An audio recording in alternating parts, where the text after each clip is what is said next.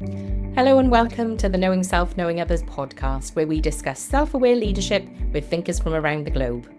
I'm your host, Nia Thomas. Join me as we talk to today's guest. I'm delighted to welcome a really fascinating guest to the podcast today, Ravinder Taylor. She was born in India and raised in England. And Ravinder has experienced life through multiple cultural lenses. She studied microbiology in Wales, where she developed a deep appreciation for the Welsh culture and even learned a few words of Welsh, ardderchog, Ravinder. But science was just the beginning. A chance encounter with a presentation on hypnosis and psychotherapy sparked a new passion. So, after undergoing hypnotherapy herself, she trained in the field for 3 years, exploring the power of the mind. And during that time, she met her husband, Eldon Taylor, who is a leading expert in subliminal communication. And together they have explored psychology, neuroscience, and personal development. She's now based in Washington, and Ravinder is dedicated to understanding how our subconscious minds shape our lives. Ravinder, it's really lovely to have you here. So tell us a little bit more about your journey from microbiology to hypnosis and psychotherapy. It was quite a journey. I was very much the hard scientist. If science couldn't demonstrate it, I wasn't really interested. But I was working in a path lab when there was a presentation that was hosted by the hospital, the Leicester Royal Infirmary. They were hosting this presentation on hypnosis. And up until that point, I had thought hypnosis was a bit of a joke. It was done for entertainment, help people, have people doing stupid things on stage, making the audience laugh. That was as far as I took it. But this presentation was really fascinating. And so it had a quasi endorsement because it was being offered by the hospital. Sure. But there was also the fact that, there were 70 people who work in my lab, and most people attended this presentation, but it was a huge auditorium. So they were sprinkled all over the place. And just coincidentally, the three subjects that the lecturer brought forward to demonstrate some of these techniques all came from my lab. So I knew that they weren't shills, that this was real, that Dawn really did forget the number 6 when she was counting from 1 to 10. And Martin really did have a pin stuck in his arm and not flinch, not anything. So that was where it started. And based on some of the stories, I went on and had hypnotherapy. So I experienced techniques like hypnotic drawing, which I found fascinating. Just briefly, what happened there was, on one session, he put me under hypnosis. He'd already done regression to figure out where, what points in my childhood the triggering events had occurred. So he went back to that and he said, okay, now draw the experience. And so I did this drawing. I'm not the best artist by any means, but when I opened my eyes, all I saw were these squiggles on the page. Like, okay, I have no idea what that means. But the following week, he took me back into hypnosis, had me look at the picture, and I remembered the experience. There was an event when I would have been 8 or 9. I was in junior school, and we used to go swimming in the summer. Our school had an above ground pool, and there weren't proper classes, but we would splash around and have fun. But there was one day I was in the pool, and I have no idea why, but my feet couldn't find purchase on the ground. They were just scrabbling about, and I couldn't get my footing. And the teacher saw that, just reached over the edge of the pool, pulled me up by my swimming cap. But I locked the fear away. I didn't tell anybody how traumatic that was. I barely acknowledged it to myself. I locked it up, put it away. But under hypnosis, we had gone back to this situation, and this was something that was causing me stress, happened in the past, but was influencing my present. So I went on and did a 3-year course in hypnosis and psychotherapy, got introduced to the field of subliminal communication, and the rest was history. I've just been spending the last 35 plus years researching ways to understand the mind, but not only that, to find the practical applications to the research that I was discovering. So you mentioned there that you were working in a microbiology lab at the time. We were all hard scientists, and so I was watching this phenomena going on with three people that I knew. So Right.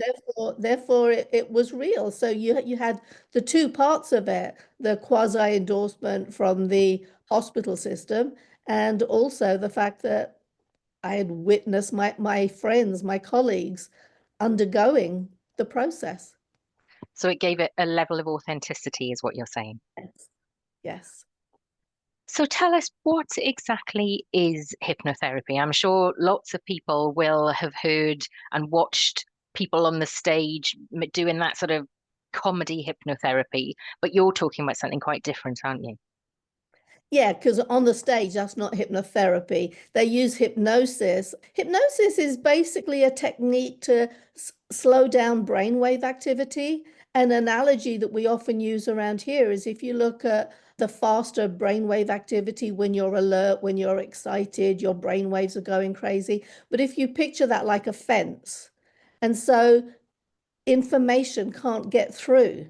You can't access deeper information. But when you slow down brainwave activity, the holes in the fence grow bigger and bigger, and you have the ability to access information that is normally buried. Just think about it. If you're really upset or stressed, that tends to affect your memory. Well, in hypnotherapy, we are aiming to go back to memories that are stored in the subconscious mind. So you have to get even more relaxed in order to get there. And hypnotherapy, there's different techniques. You can have someone put you under hypnosis and then just have you picturing an an upcoming experience, but picturing you doing it successfully. And you hold that in your mind so that when you actually come to it in real life, that stress doesn't build up and you relax. But the hypnotherapy that fascinated me most was about accessing memories in the subconscious mind, stuff that you don't remember, you've locked away, but it has an influence on your life experience today. It's guiding you, even though you've forgotten all about it. You're like a puppet on a string. You're being controlled by old beliefs, old memories, things that don't serve you today, but they're affecting your present.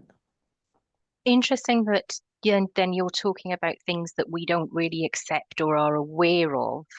And when we talk about self-awareness, it's about bringing those things to the surface. So if we want to develop our self-awareness, how might we use the tools and techniques that you're able to help us with?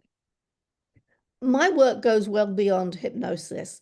My work is all about understanding the mind, understanding how it gets programmed, how easy it is for us to be tweaked to do somebody else's bidding, even without awareness of it. So, for example, there's been lots of research done on like compliance principles, defense mechanisms, all in that area. So, one example that I would have for you is if you're in a restaurant and the waitress is serving you, in America especially, it's customary to tip. If the waitress is wearing red, she will receive more tips from both men and women, Wow. just because, exactly, I found that fascinating too. But just because she's wearing red, quite what that tweaks in the subconscious mind, I don't know. But there is research going on everywhere about how our minds work and how to tweak it. And this information is getting used. Who do you think is using that information? It's going to Yeah, be advertisers, the media, absolutely. the politicians. They're going to be using this information against us constantly. So I think it's incumbent upon us to learn some of how it works. You don't have to learn every Mm, single technique, but you do have to have a solid awareness that these things are happening, and to become your own self, to become aware of who you are, you have to figure out who you're not. And so mm, you have to start cutting those puppet strings. So it comes first by learning how your mind works, learning how information gets programmed into your subconscious mind. It's about understanding that most of our choices come from the subconscious mind. We don't stop and think everything through. If you ask me a question, I give you an answer. If you ask me an opinion, I'll give you an answer. But I'm normally pulling on information from the subconscious mind. There's research that has been done repeatedly that shows there's activity in the subconscious mind up to 7 seconds before you make a choice. So in the experiments, the kind of thing they're doing is, are you going to use your right hand or your left hand to press the button? You tell when you make that choice, but a technician looking at the information can predict what choice you're going to make up to 7 seconds earlier with a 60 to 80% accuracy rate. So Wow. your choices are being made by information in your subconscious mind, and your subconscious mind is a repository of all of your experiences, all of your life experiences. A great deal of that information is old. Wow. It doesn't work for today. So you were embarrassed as your child doing some public speaking. That doesn't mean that you need to, constantly avoid public speaking today, because it's old information. We've changed, we've grown, we've matured, but we're still being tweaked by, as I said, the old programming. I'm interested if you put that into a workplace context. I'm thinking about gaslighting as you were talking about that and how people have the ability to manipulate. What are your experiences or information that you've gathered around workplace behaviors and whether gaslighting is something that you've come across and you know more about than I do? I don't tend to think too much about gaslighting. Gaslighting happens everywhere. That's not just to do with the workplace. There Mhm. is a great deal of the information I cover in mind training that will apply in the workplace, whether you are a team leader and you've got people working under you. How can you get the best out of them? Well, some of that comes down to, again, understanding how your brain works and what someone's proclivities are, where their strengths and weaknesses are. And when you understand, some people are more left brain, some people are more right brain, that's not an actual fact. But we do have, this idea that the left brain person is more logical and rational, and the right brain person is more artistic. Well, again, somewhere in our past, we will have decided where we fall on that spectrum. And by deciding where we fall, we can restrict our further opportunities. So, as I said before, I'm not the best artist. So for years, I didn't do any art at all. It's only as I've been encountering this kind of information that I go back and rethink that. And then I start, you can reassess the information. So my early artistic attempts weren't very good. Art, when I was a kid, it was one of those subject areas that was being phased out. So I had very little actual instruction. Where I did have good instruction, I produced some things that I was kind of proud of, but it was very limited. It was very little. So today I look at that and thinking, why do I block myself? So I did a teach yourself to draw in 30 days course. And I was so impressed with what I turned out. So when you're bringing this back to the workplace, there are some people who are better at organizing. There are some people who are better at following, trying to maximize the abilities of your team. You need to pay attention to this. And then you also bring in like the Pygmalion effect. Mm. The research was originally done in an elementary school where they were looking at children. And by getting the teachers to think that certain students in their class were particularly gifted, they found, that those children actually performed a whole lot better. In the first grade, it was like 15% better. In the second grade, it was like 7% better. As the kids got older, the effect wasn't as strong, but that, you can explain that away because the teachers have an idea of what the other kids are like. They'll have spoken to other teachers, and the kids will also have an idea of where they stand in the class ranking. But this hasn't only been done in schools. This has been done in the military, in workplaces, in sales teams. So believing in the people that you are leading will go a long way, a huge way, to helping them perform their best. But bringing this down to a personal level, we've all experienced when you've got that authority figure who's standing over you and they're glaring at you, and you can forget the most basic things. You can forget how to spell when someone's glaring at you and rushing you, and you're feeling all tense.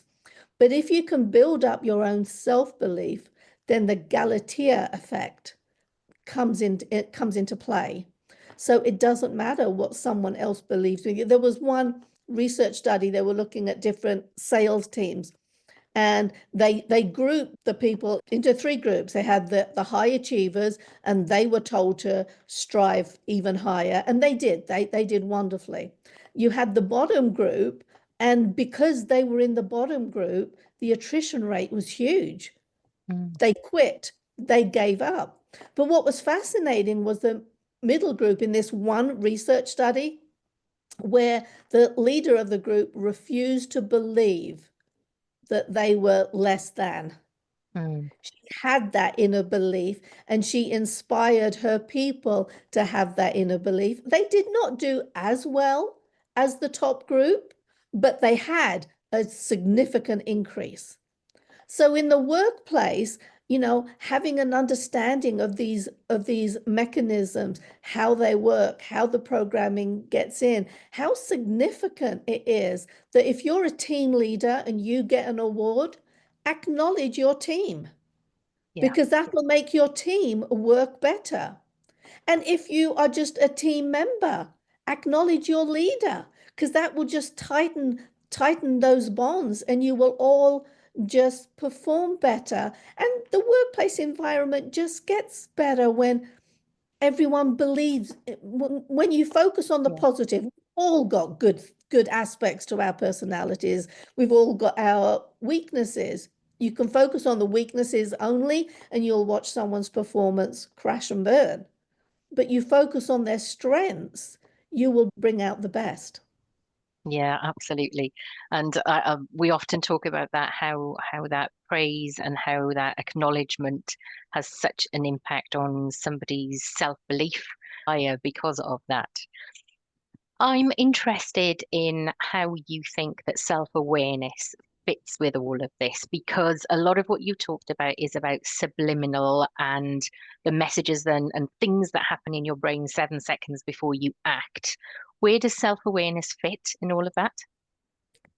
It overlies the whole thing. Self-awareness is learning about why you do what you do and then choosing differently. My life philosophy can be summed up by live consciously, choose wisely, love passionately. You cannot live consciously when all of these forces, and it's not always deliberate programming attempts at all. So for example, you look at the placebo response.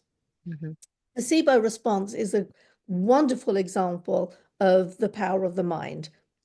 People can be given a sugar pill, and if they're handed the sugar pill correctly, they can cure themselves. That's wonderful. But one thing that I found really fascinating when you looked at global effects, what they found was that for hypertension, the placebo effect in Germany was low. But when they look at gastric ulcers, they found that the placebo effect in Brazil was really low. In Europe, it was higher, and in Germany, it was even higher. Now, Right.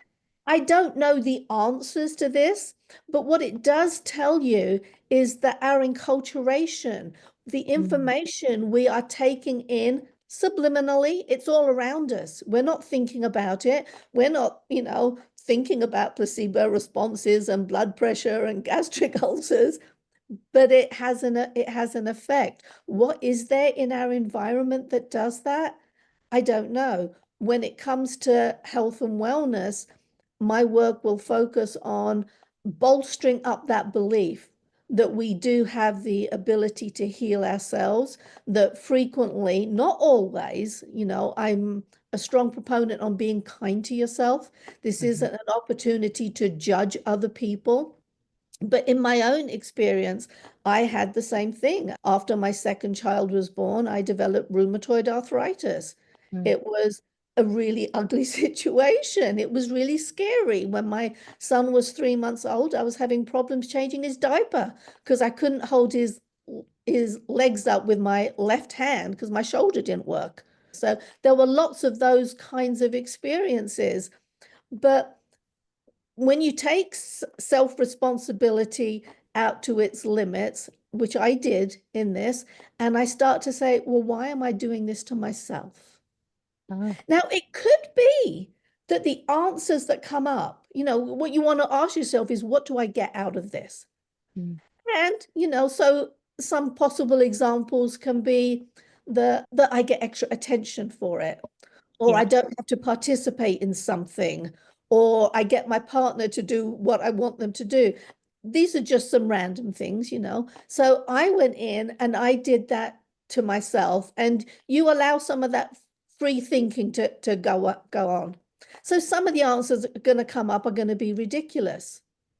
But it could be that one of those ridiculous answers is the actual answer. But you open up possibility. I did all of that. I looked at all of the things. And the beauty is you don't have to share the information with anyone else, So I did all of that work. And then 15 months afterwards, so I was bolstering up my self-belief. We have this Inner Talk line of programs.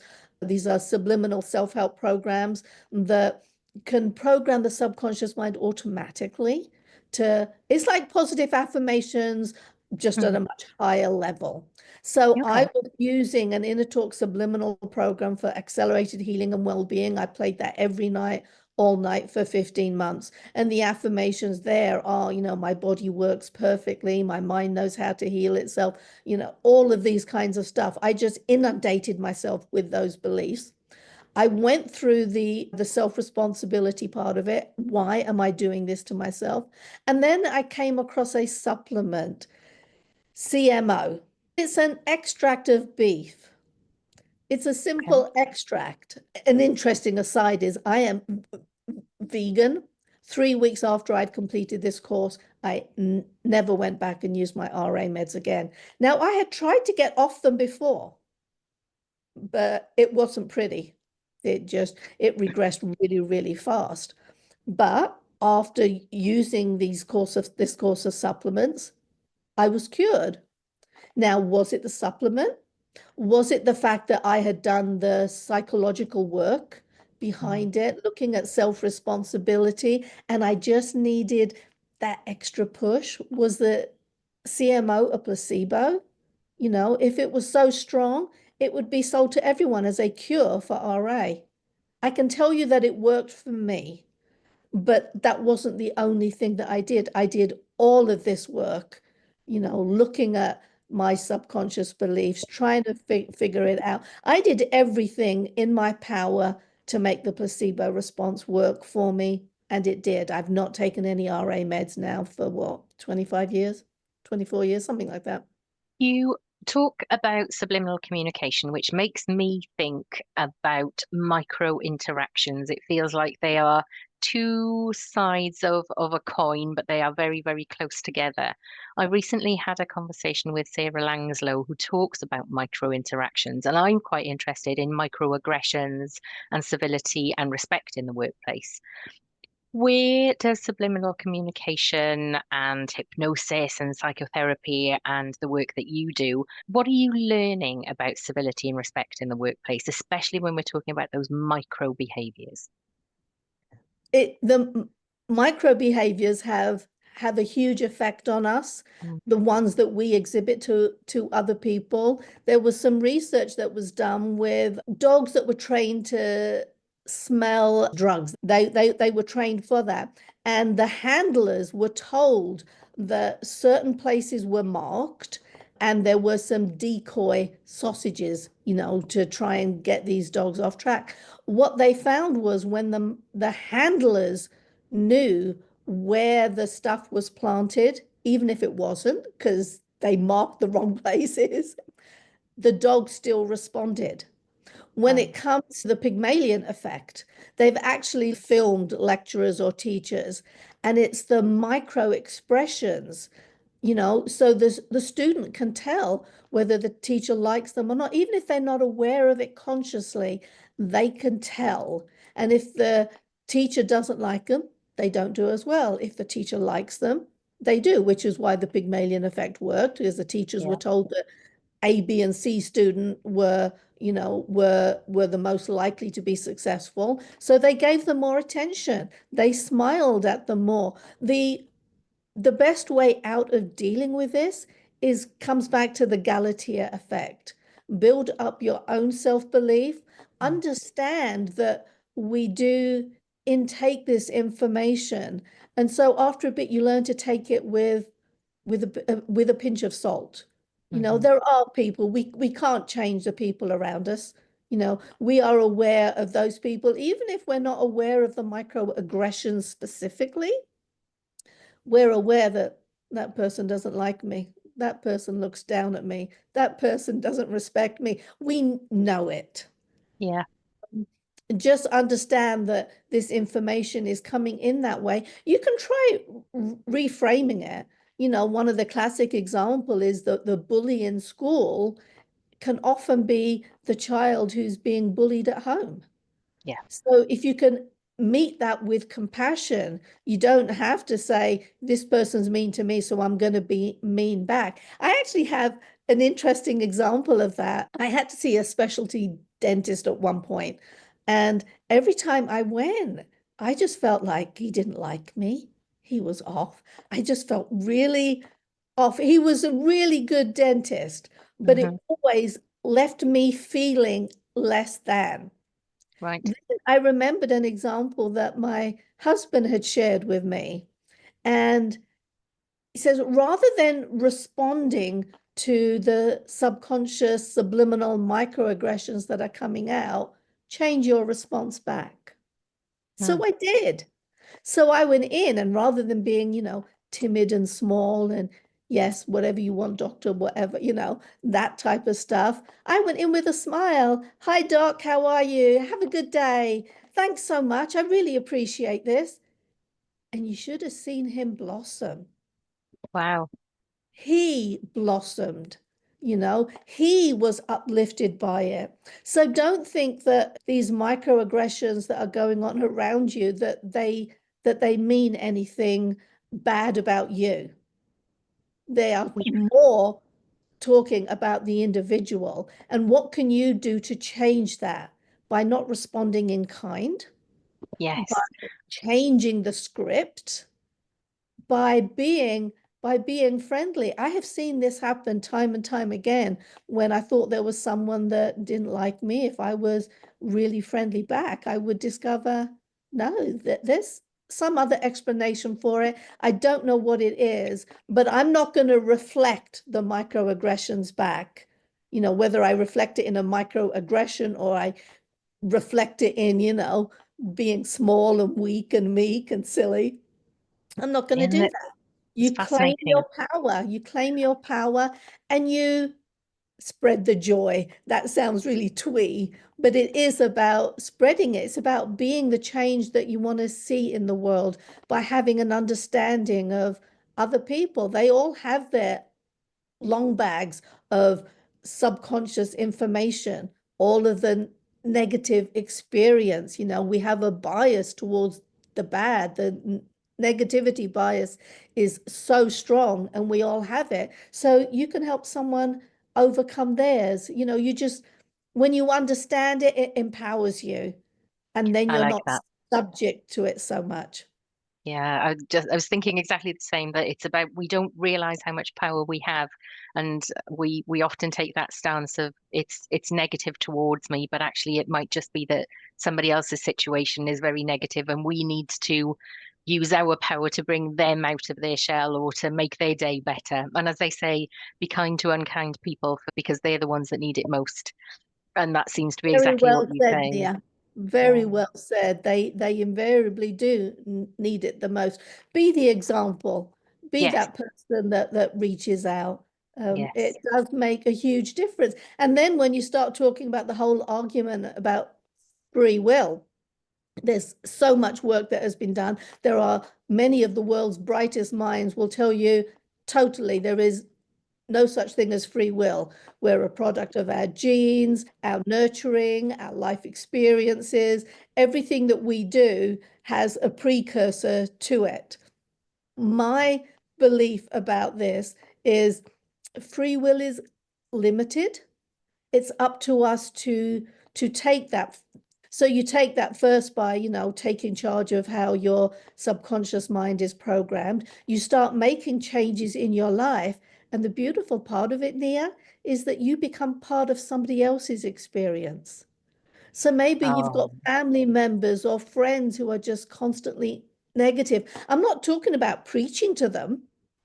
I'm talking about just focus on yourself, improve your life, start, building up your optimism reserve. That's going to hold you in such good stead.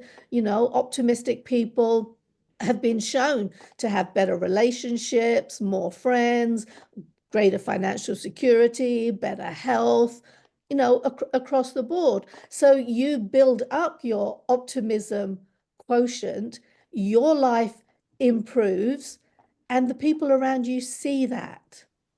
And that feels take that like in another picture. way of describing my definition of self-awareness, reflection, recognition, regulation, which is all Yeah. about making those choices about change. As you've been talking about behavior, so modeling behavior is one of the directions of my self-aware leadership compass. But I'm now starting to wonder about micro behaviors. That's probably a whole different podcast, but really interesting. Ravinder, before you go, tell us about your book. Mind training, the book title is Mind Training, the Science of Self-Empowerment. It is totally science-based. I have a spiritual background, but I wanted to keep this book very, very down to earth, very solid. So I've drawn on like 200 independent research studies in order to put together the mind training protocol that I have. Each chapter of the book has a summary at the end that tells you why the information was important. Sometimes the information can be a bit dry when you're looking at defense mechanisms and shortcuts and fallacies and compliance principles. I don't list them all. It's not possible to list them all. But you have to have a solid enough grounding of the awareness of this. But so what I did to make it a little bit easier for those people who maybe aren't as scientifically inclined, you need to read the material, but at the end of each, I have a section that will summarize why it's important. But then I also include exercises.